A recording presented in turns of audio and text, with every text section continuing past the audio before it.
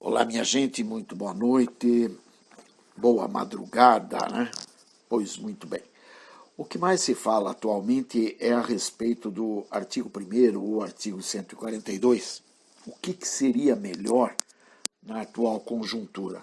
Bem, a priori, mesmo eu não estando nem a favor nem de um nem de outro, até porque eu não posso querer o 142, uma vez que eu acho que ele já está em andamento.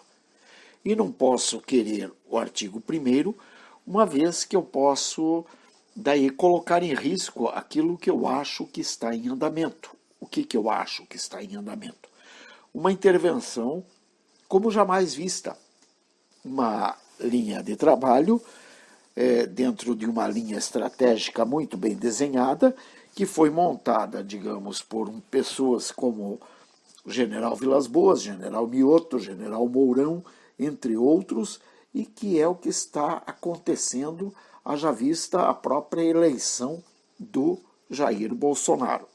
Muito bem, como é que eu posso ter uma certeza disso? Bom, em primeiro lugar, lembrando que a eleição de 2018 ela estava pronta para ser assumida pelo Haddad. Não era para ser dada ao Bolsonaro. Foi dada ao Bolsonaro meio ao revés da história, meio sem vontade de entregar ao Bolsonaro. Estava tudo comprado, as urnas estavam compradas, os juízes do STE e do STF já estavam devidamente manipulados a ponto de botar o carnaval na rua, botar o bloco na rua. Muito bem. Bom, entendendo um pouco o artigo 1º e após o artigo 142. O artigo 1º, entenda para que serve o artigo 1º e o artigo 142 da Constituição Federal. Artigo 1º. A República Federativa do Brasil, formada pela união indissolúvel dos estados e municípios e do Distrito Federal, constitui-se em Estado democrático de direito e tem como fundamentos 1. A soberania, 2. A cidadania, 3. A dignidade da pessoa humana, 4. Os valores sociais do trabalho e da livre iniciativa, e 5. O pluralismo político. Lembrando que o parágrafo único diz: todo o poder emana do povo, que o exerce por meio de representantes eleitos ou diretamente nos termos desta Constituição. Muito bem. Então, até aqui, nós vimos que o artigo 1º, ele nos dá, digamos, ele nos coloca como os verdadeiros representantes, né, os verdadeiros donos do poder, mas desde que nós tenhamos um representante eleito ou diretamente, caso não haja o representante eleito, aí nós agiríamos diretamente nos termos da Constituição. Porém, o representante eleito existe, né? Então, sem pensar mais nisto. Título 5º diz da defesa do Estado e das instituições democráticas. Capítulo 2, das Forças Armadas.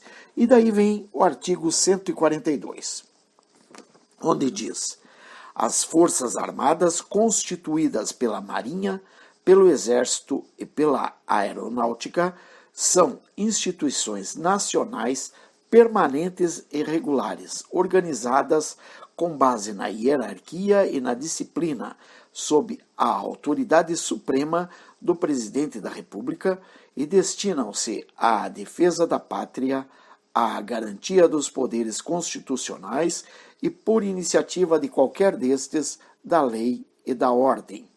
Muito bem.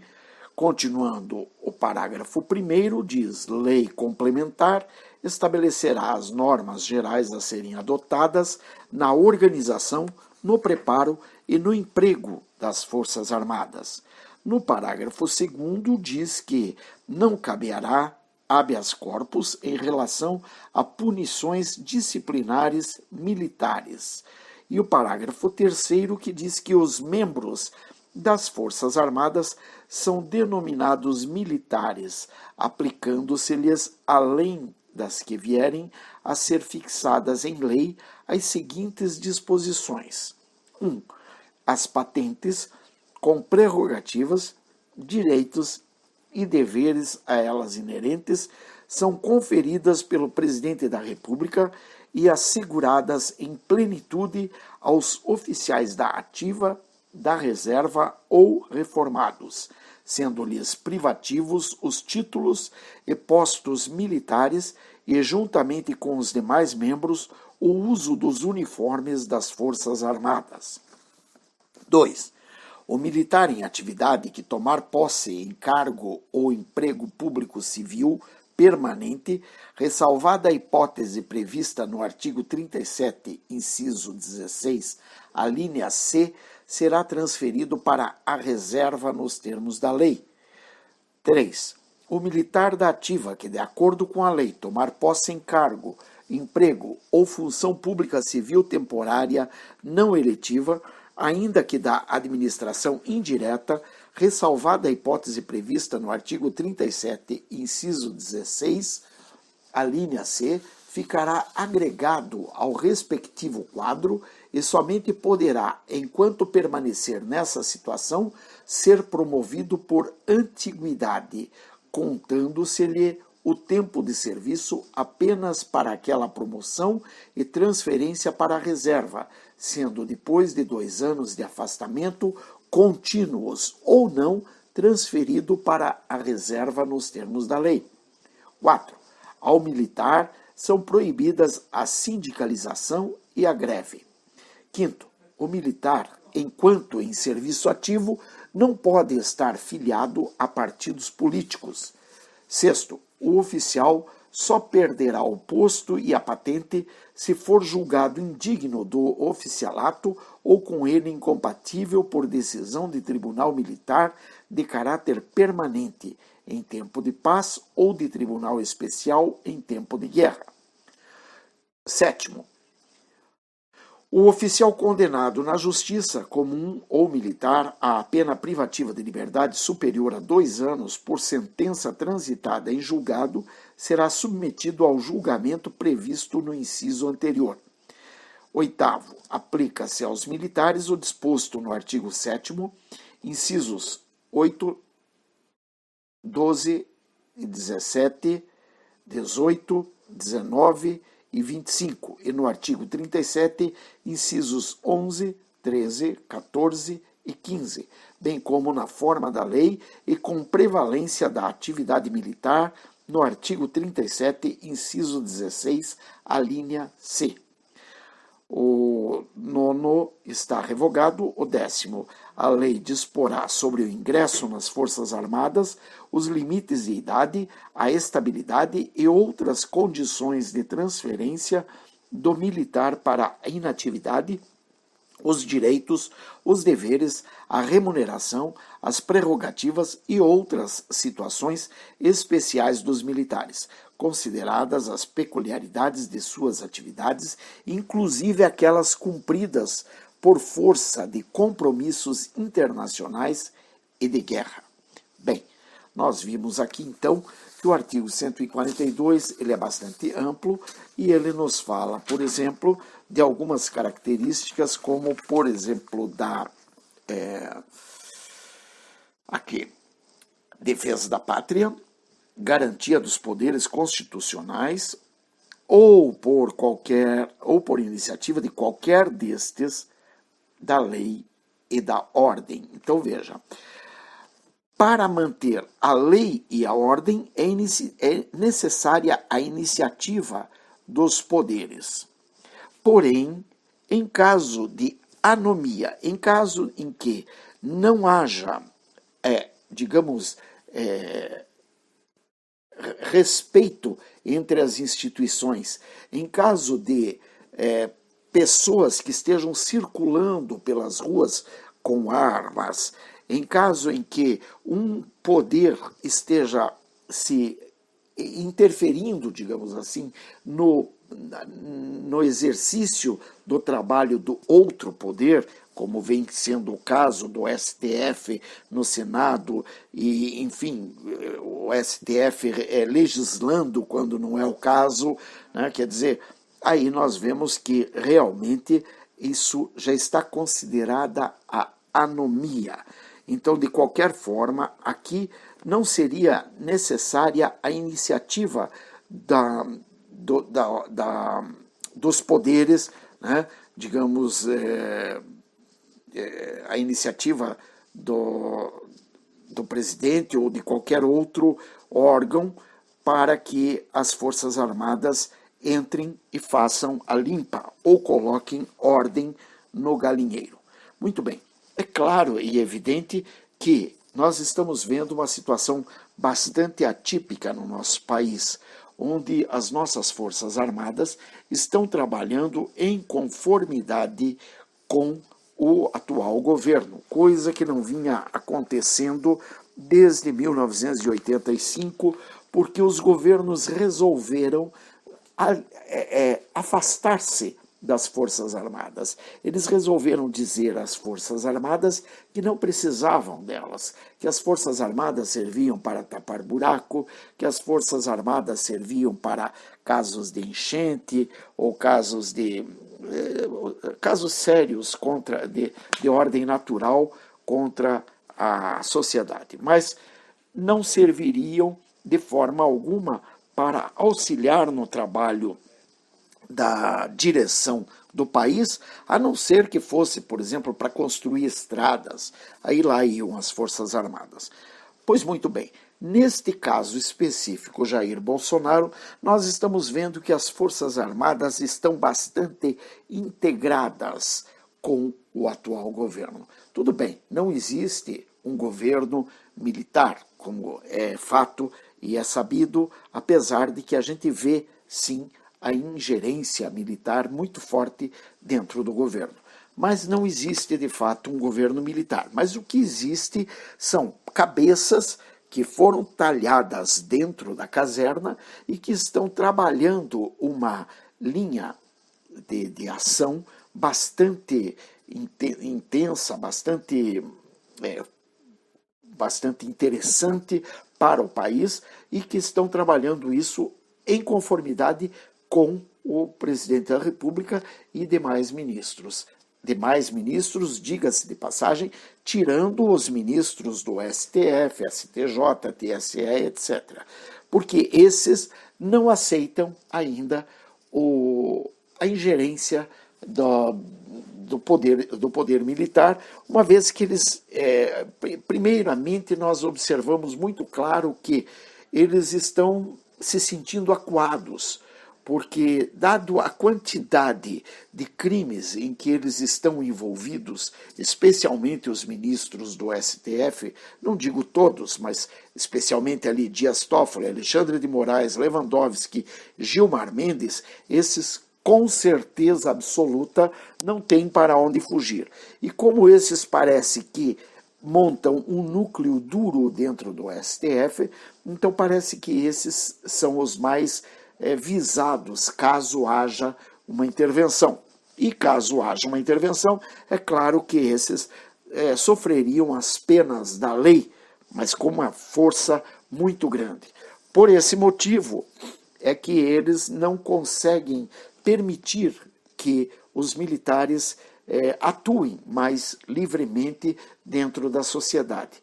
Até porque, se os militares atuarem mais livremente dentro da sociedade, é claro que o STF terá que parar de legislar, terá que passar a respeitar o Senado, a Câmara dos Deputados, a PGR, e, enfim, vai ter que haver harmonia entre todos os poderes. Vai ter que parar de haver essa perseguição bárbara contra as pessoas que estão tentando fazer algo que preste para com a nação.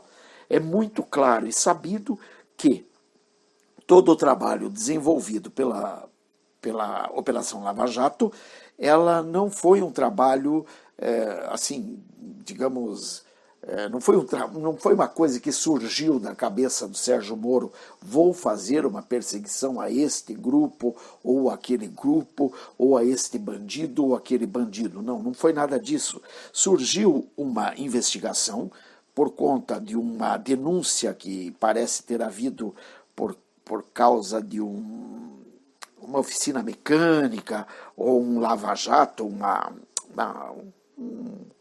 lugar onde lavavam carros, e daí, por isso, até o nome da Operação Lava Jato, e aí vem, só que vai se desencadeando essa operação, e eles vão vendo que o buraco é mais embaixo, que existe muito mais coisa do que aquilo que foi denunciado a priori. E como existia muito mais coisas, como começaram a chegar a políticos e a outros membros da sociedade muito influentes, a própria Operação Lava Jato ela começou a se ver em palpos de aranha, porque ela se via muito perseguida. É claro que eu, particularmente, Eli, não vejo como ela tenha chegado sozinha até onde chegou. Eu creio, sim, que os membros da Lava Jato, especialmente o Dr. Sérgio Moro, ele tenha tido, assim, digamos, um apoio muito forte das Forças Armadas para chegar até onde chegou. Porque senão eu duvido que ele estivesse vivo até tal ponto, uma vez que ele mexeu com gente muito poderosa e, pelo visto, gente envolvida com máfias italiana, russa e etc. E isso não é novidade para ninguém, só é novidade para aqueles que realmente não querem ver o óbvio. Né? Esse é um problema que nós estamos vendo. Mas eu volto a frisar, eu não vejo necessidade de que as Forças Armadas, digamos, saiam às ruas hoje ou amanhã, até porque, dado o andar da carruagem, percebe-se que algumas pessoas do crime organizado que estão muito enfronhadas infelizmente, na Lava Jato, que são pessoas muito fortes nessa organização criminosa que tomou conta do Brasil, eles são bastante protegidos por organizações criminosas internacionais. Então, é evidente que as nossas Forças Armadas não poderiam sair de sopetão e de sola, digamos, pelas ruas, tentando parar tudo e tentando mudar todo o quadro, porque virão retaliações de onde não se espera. E é claro que a gente não pode imaginar que nossas Forças Armadas não saibam exatamente com quem estão lidando. Creio, inclusive, que eles sabem exatamente com quem estão lidando e por esse motivo, que é mais um dos motivos pelos quais eles não tomam de assalto, simplesmente não saem às ruas já tomando conta do STF, do Senado, da Câmara, porque vocês vejam, a Câmara e o Senado estão agindo de forma criminosa também através do Alcolumbre e do Rodrigo Maia. A OAB está agindo de forma criminosa através do Felipe Santa Cruz, todo mundo sabe. A mídia está agindo de forma criminosa através do veículo que foi, inclusive, permissão do governo que seja utilizado como a Rede Globo de televisão, o Grupo Globo, enfim. Então, esses veículos, Folha de São Paulo, a revista Veja, a própria Rede Globo e os jornais O Globo e outros jornais estão todos mancomunados na mesma quadrilha que vinha tirando o sangue do povo brasileiro pelas verbas milionárias que recebiam por conta de um trabalho que não era oferecido à altura para o povo. Então nós vemos que realmente as nossas Forças Armadas sabem exatamente onde estão pisando e por conta disso é que realmente ainda não tomaram a posição que nós julgamos necessário que seja tomada. Eu, repito, não acho tão necessário assim, porque vejo que o trabalho deles é um trabalho valoroso, é um trabalho que vem dando resultados, mesmo quando encontram os percalços impostos por Alcolumbre, por Rodrigo Maia, pela Rede Globo, pelo STF, enfim, de todas as formas, o nosso governo, o governo Jair Bolsonaro e sua equipe, vem ganhando espaço bem lento e gradual, mas bastante acentuado nessa luta contra essa organização criminosa.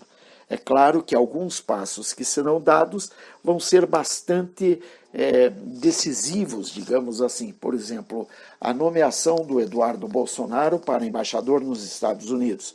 Essa será uma ação que vai repercutir muito fortemente a favor de que o governo brasileiro tenha uma sobrevida. Muito bem. Outra ação é a nomeação da PGR, agora, se não me engano, em agosto ou setembro, que deve ocorrer essa nomeação para a PGR, onde cremos ser possível a nomeação do Deltan Dallagnol como um procurador-geral da República. Em seguida, deverá vir a nomeação de um membro do STF, onde cremos ser possível a nomeação do Sérgio Moro e, quiçá, do Dr. Bretas, do Rio de Janeiro. Quer dizer, algumas pessoas que são chaves e que, ao entrarem nesses recintos, vão começar a fazer muita diferença, apesar de ser um só. Veja bem, uma verdadeira guerra está ocorrendo e essa guerra tem resultados já bem, bem desenhados. Nós já podemos dizer que nós ganhamos já a batalha. Só que, claro, depende de uma série de coisas. A primeira delas, que depende, é que o povo brasileiro possa determinar que sim, que confia no trabalho do que está sendo apresentado por Jair Bolsonaro e sua equipe. E não ficar com essa lenga-lenga desse vai e volta, de eu quero isso, eu quero aquilo outro. O povo, na verdade, o que o povo precisa querer é um país que tenha condição de trabalho. Querem condição de trabalho? Muito bem, a condição de trabalho já está dada. A primeira etapa da reforma da Previdência já foi ganha. O Bolsonaro já determinou que muitas atividades já não serão mais necessário nem mesmo o alvará. Já podemos começar a trabalhar de dentro de nossas casas, por exemplo, como sapateiros, como costureiros, como cabeleireiros, sem a necessidade urgente de um alvará. Ou seja, a livre iniciativa está com o start já dado. É só começar a operar, isso vai gerar um dinheiro sadio na sociedade e poderá gerar, inclusive, novos postos de emprego. Pequenos, é claro, porque trata-se de uma iniciativa privada, mas já pode gerar alguma coisa. E nós vamos ter muito sucesso aí. E se nós mostrarmos que nós confiamos no que o governo vem apresentando, isso favorecerá o governo, inclusive a níveis internacionais. E quando esse governo está sendo bem visto internamente, ele será bem visto externamente e, por conseguinte, virão muitos novos investidores a investir no Brasil. Então, quer dizer, nós não precisamos ficar fazendo alarde ou dando voz a quem não sabe exatamente nada de nada. Quer dizer, nós não precisamos ficar aí querendo gritar e querendo fazer greve, como estava acontecendo, o pessoal querendo manifestar uma greve de caminhoneiro, num momento que é totalmente inoportuno. Até porque agora o que o governo precisa é de apoio. Já está aí a construção de novas estradas, a ampliação de estradas, né, a arrumação de estradas esburacadas que vão servir para o transporte terrestre de caminhões e carros e etc.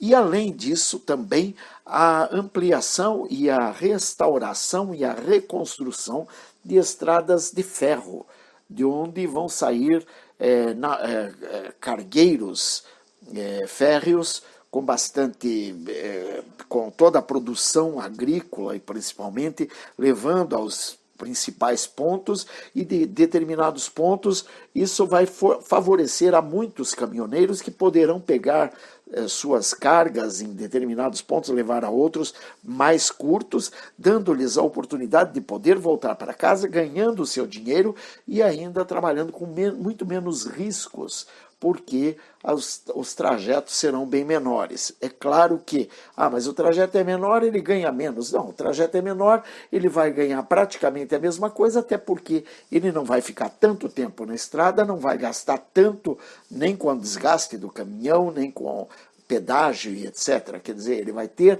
a oportunidade de continuar fazendo o seu trabalho, cada um onde quer que esteja. Está lá em Rondônia, fará o trabalho lá, está lá no Rio Grande do Sul, poderá fazer lá, e assim por diante. Podendo, inclusive, claro, sair do Rio Grande do Sul e vir para o Paraná. Por que não? Agora, é claro que, havendo estrada de ferro boa também, poderá vir pela estrada de ferro, que traz muito mais, com muito menos custo, e nós vamos ter a condição de poder ampliar a nossa, digamos, a distribuição de toda a nossa commodity. Quer dizer, isso tudo vai facilitar o Brasil em larga escala e com um crescimento a médio e curto, curto não diria, mas a médio prazo, pelo menos, com muita rapidez e com muita segurança. Esse é o ponto. Eu creio que o que nos interessa é isso. Até onde queremos ir? Então vamos apoiar o trabalho que já vem sendo executado, porque sabemos que está sendo muito bem executado e por homens de valor. Brasil acima de tudo, Deus acima de todos. Selva, aço. Que Deus abençoe a todos, proteja, guarde, liberte e restaure no nome santo de Jesus. Muito obrigado pela audiência e ajudem a divulguem esse vídeo, coloquem ele para que outros ouçam e para que nós possamos ter mais assinantes no nosso canal e para que nós possamos continuar o nosso trabalho. Que Deus abençoe a todos. Fiquem em paz, beijos, bye, fui.